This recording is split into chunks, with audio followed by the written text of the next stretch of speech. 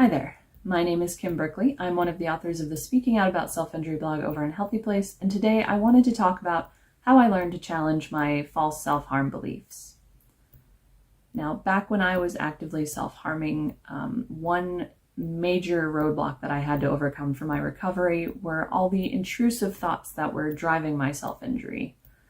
Things like, I need to do this, I deserve this, this is the only way that I can cope, this is the only way I can feel better. Things like that. And back when I first decided that I wanted to get better and that I was going to try, I really didn't know anything about cognitive behavioral therapy or all the options that I had for recovery. I just started trying things and anything at all that I thought would help, and just, tried one thing at a time and to see what would work. And one thing that really helped me with those intrusive thoughts was the practice of challenging them.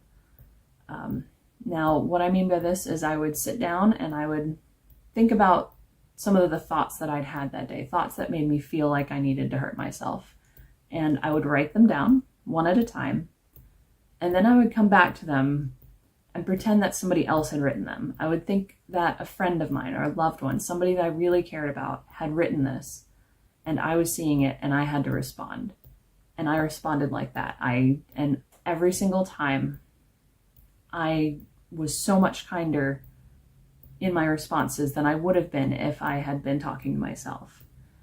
And I got into the habit of taking each of these thoughts apart and saying, wait, is this true? Does this make sense? Is there any evidence to support this? Is there any evidence to refute this?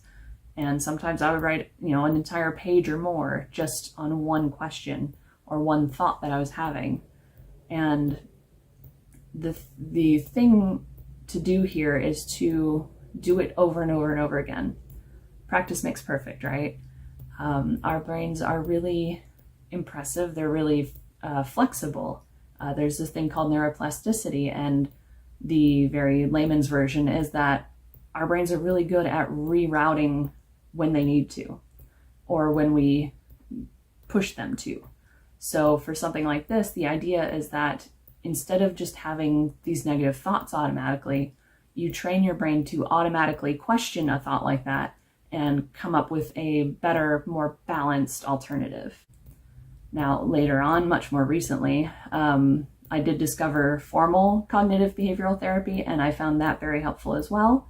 I've talked about it before on the blog and in some of these videos, so I'm not going to get too deep into it, but just know, especially if you do reach out to a therapist or mental health professional, somebody like that can help you learn more about it and get really acquainted with it and really find a good way to use it in your own journey. But if for whatever reason, if that's not possible, if you can't connect with somebody like that right now, know that you can also do what I did and work on your own using a workbook or something like that. Just make sure you're getting it from a reputable resource.